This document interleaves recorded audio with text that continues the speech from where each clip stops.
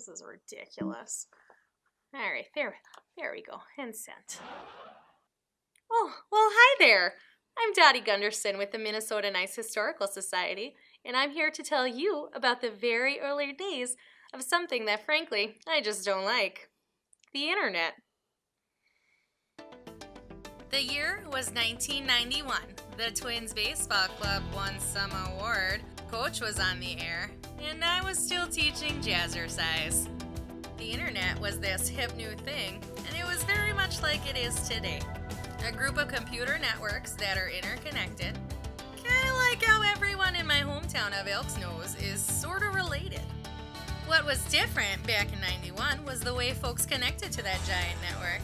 One way was the World Wide Web, which is fine if you're a certain kind of person. But there was also another way, a nicer, more Lutheran way, and it was invented right here in Minnesota. It was called Gopher, and we're not talking about that hunk from the Love Boat, because he's from Iowa. The Gopher protocol was created at the University of Minnesota by a team led by Mark P. McCahill. In those days, Minnesota was basically like Silicon Valley in California, but without the loose morals and the marijuana smog.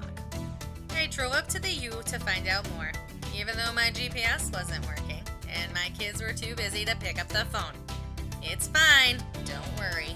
I didn't end up in a ditch or anything. Anyway, I sat down with Bob Alberti, one of the engineers on the project back then. So, Bob, I hear you were on something called the Gopher protocol. Can you please explain to me what the Gopher protocol actually is? The Gopher protocol was the first tool that let anybody search the internet for something without knowing in advance where it was.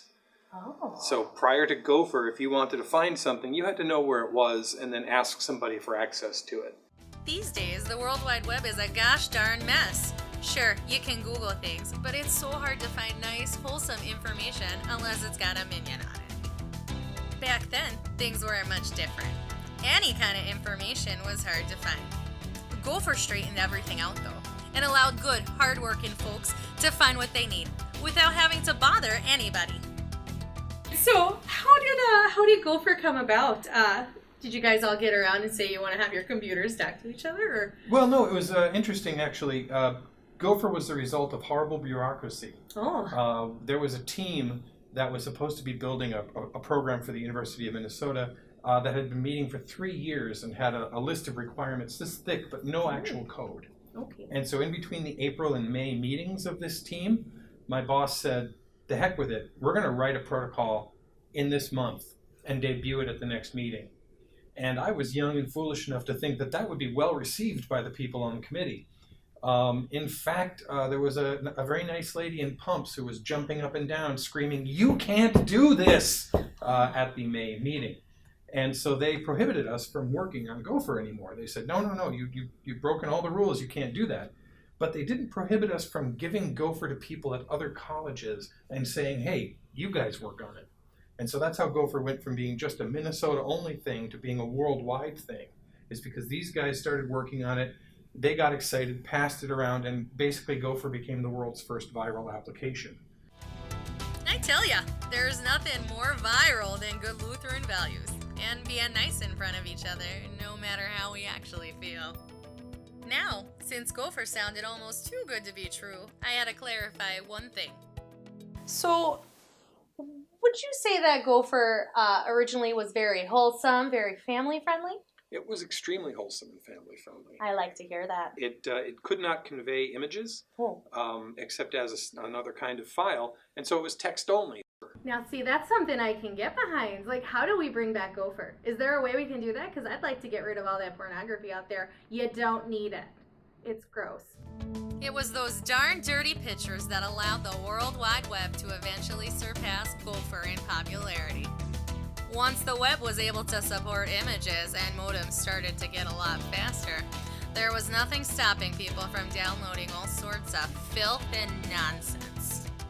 You know, folks, if you have that much free time on your hands, read a darn book like I do. Like Laverl Spencer, or Kathleen Woodowitz, or Nora Hess. Oh my. Anyway, by 1994, the World Wide Web was on top, making the internet the overflowing porta potty we know today.